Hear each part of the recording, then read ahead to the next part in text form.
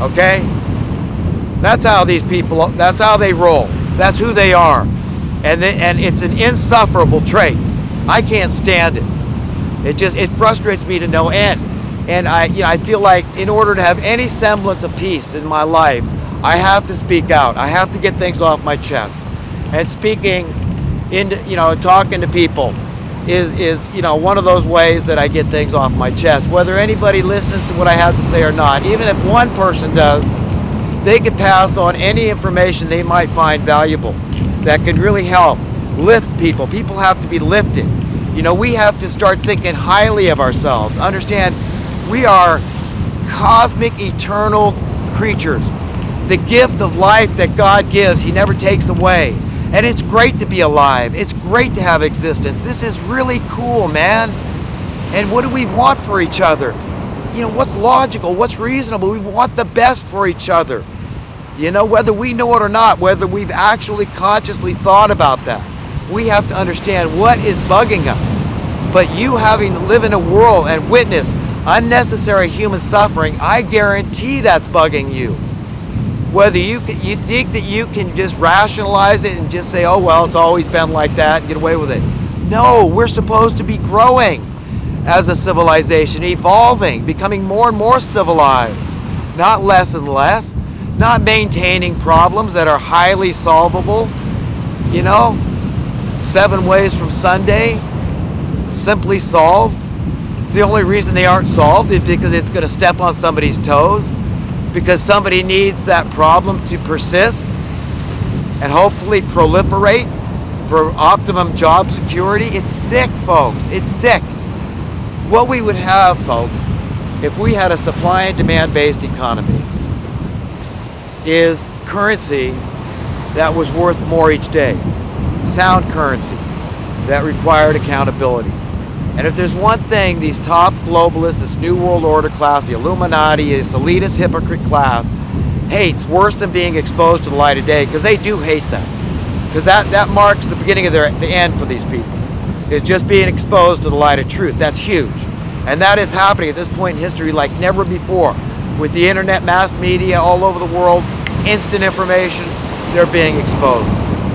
Okay, and I suppose that by now most people have heard what the bombshell with Edward Snowden was, supposedly that our government's working with some off-world alien beings or some damn thing, which really doesn't surprise me that much. If you listen to guys like Bob Lazar, and you got to wonder how these black ops, that are beholden to no one. They don't answer to Congress or executive or nobody, but they're working with. They've got these crafts. And they don't understand how they work, so they got to hire guys like Bob Lazar, nuclear physicist, engineer, to engineer these crafts and figure out how they work in the first place. So he's the real deal.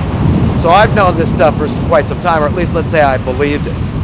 It all goes way back into history. In the Bible, all this stuff there is off-world beings, there's bizarre things, very strange things out there. Like they say, truth is stranger than fiction. But so that's pretty bombshell information to think that some members within our government are working with these beings, and not that everybody knows about it, but it's just kind of strange.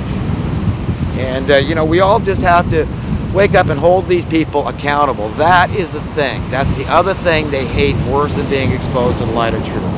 Okay, they hate the idea. Who are you to hold me accountable? But that's exactly what they need.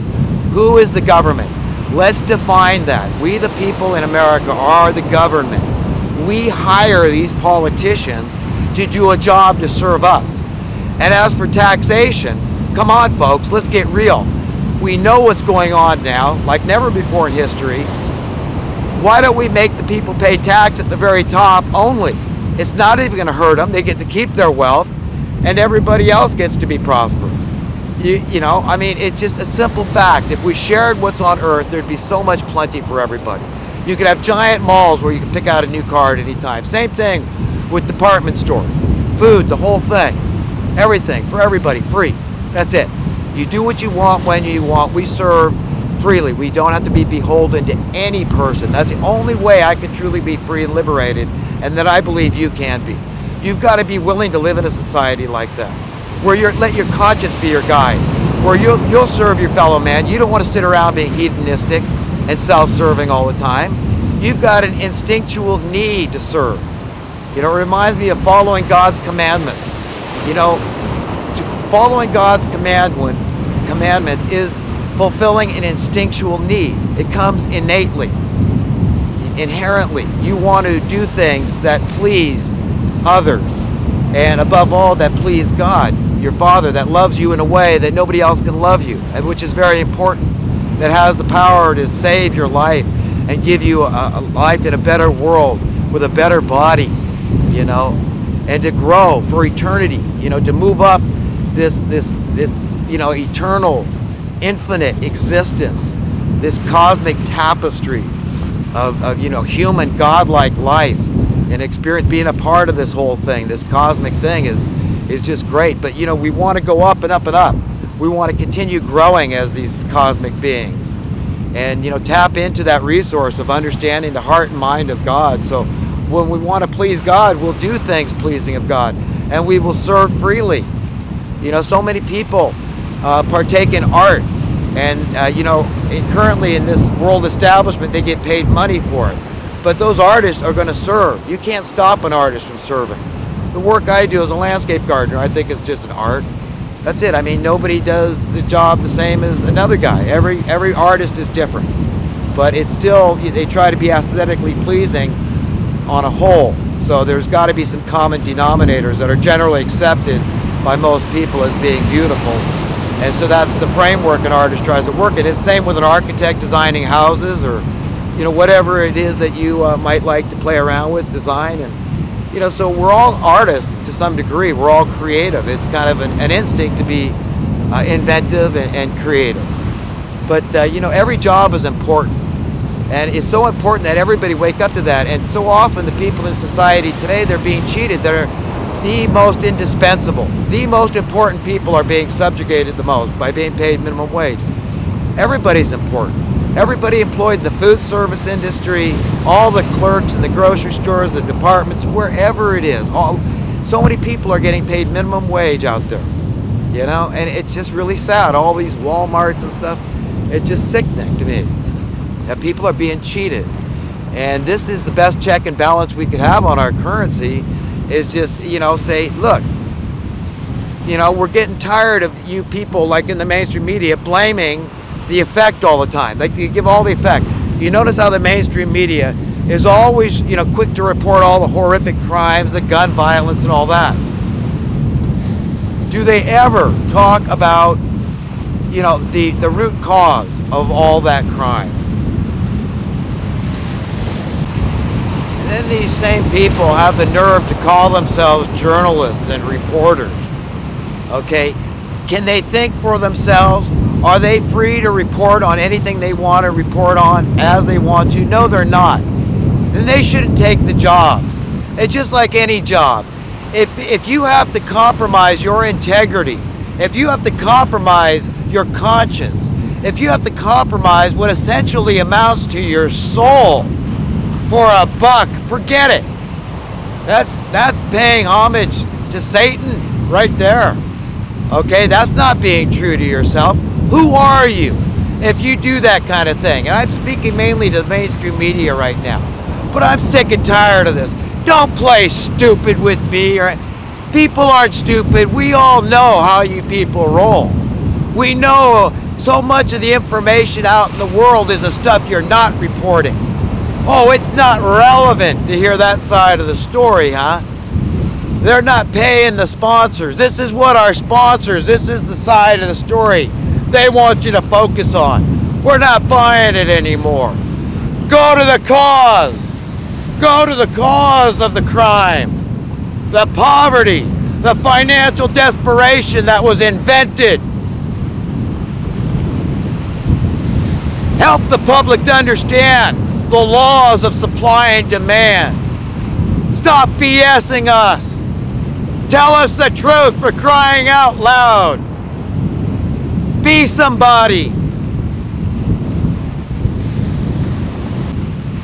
You know, it's the same thing with everything else the mainstream media reports. You take the minimum wage issue, okay, this slant that this is bad for business owners. That, you know, this is going to hurt business and it's going to cause inflation. That the raising of the minimum wage is a cause of inflation. And you mainstream media, you let this meme get out there, you know, this ridiculous meme. Instead of saying, you say, no, wait a minute, what happened in this market here? You know, what about supply and demand? How could it be that there's more vacant housing in America than ever before in history, and yet people are paying more for housing than ever before in history? How does that work based on the law of supply and demand? That doesn't make sense. Not at all. Okay, so you say, who manipulated the markets? Point out how they manipulated the markets and why they did. And all the sundry groups of people, the special interest groups that went along with it. Your landlords, even your innocent little homeowner that said, oh, it's okay, manipulate the market, it's just capitalism. You know, just settle down, you communist, you know. It's okay. I mean, you know, price fixing, all this. Oh, well, what is that? You know, this is the opposite of supply and demand. Supply and demand says that unless there's a famine, a disruption in the supply chain, your price should stay steady for a commodity, or it should decline when there's excess. As you create more, your price for that commodity drops. That's the way supply and demand works. So eventually, your money is worth more and more and more if the supply keeps on growing. And that's the same with everything. Until what? You're just working less and having more prosperity. That's how you set the captives free. Okay? So you mainstream media people, you know, you have to say, hey, what the hell am I doing here? Who am I? What kind of a world am I going to leave to my kids? You think you're going to amass such a fortune that your kids and their kids are never going to have to worry again? I mean, come on, we're all in the same boat. We're all stuck in this same devil soup, you know? And we all have to face that. You know, wake up and smell the steaming pile of dog crap, okay? You know, it's like Jesus said, you must hate your life in this world. What's he talking about? Hate your life in this beautiful planet? Heck no. Live for today. Stop and smell the roses. Look at this glorious planet. Enjoy your life. Enjoy the gift of life, the gift of existence. It's awesome. And go and love your fellow man and bless them and wish them the best. Do good deeds. Thrive, you know, survive. Surviving today is thriving. Just surviving is good enough. Have fun, okay? And enjoy your, you know, enjoy your life, because I always say, you know, eternity is comprised of but a series of moments. So whatever you're doing, whether it's scrubbing toilets or having to confront an evildoer, you know, and try to enjoy it, because that's your eternity. It is in moments, and that's all we have is the now. So enjoy it. But you mainstream media people, I mean, come on, folks. You know, this is not a, you know, with the minimum wage, it's not a question of what came first, the chicken or the egg, okay? The raising of the minimum wage, as you know, is called a cost of living adjustment. And it is highly justifiable in light of the fact that your cost of living rose. And not on luxury items so much, okay, but on essential human needs. These people that have done this to us knew what they were doing. They knew they couldn't have got away with it with the trinket items. Laptop computers and high definition televisions. You know, they couldn't have got away with it with that stuff. They had to pick on an essential human need. And in that case, it was shelter, housing. And it is indeed as much an essential human need as water or food. As such, it needs to be an entitlement. And if our government's going to impose a lot of restrictions on where you can build a house, you know, freely, then we need to confront that. We need to, oh, you're gonna regulate it that tightly and tell me I don't have a right to build a shelter on the land that I was born native to, you know, wherever that land is. And here I'm an American, so in America I don't have a right to a little piece of land to build my shelter on, what every other creature does. And I'm beholden to who? Who's going to tell me that I got to answer to them? The building department? Okay, you want to help me, so I build a nice strong house? Fine. If everybody wants to help, fine. The point is that you have a right to survive. And having shelter is exercising that right. That's an entitlement. You have an entitlement to survive. Nobody can tell you you can't do that. So if they say you can't build a shelter here, you can't build one there, you can't build it over here, then you've got to tell us where you can build a shelter. As a native, you have a right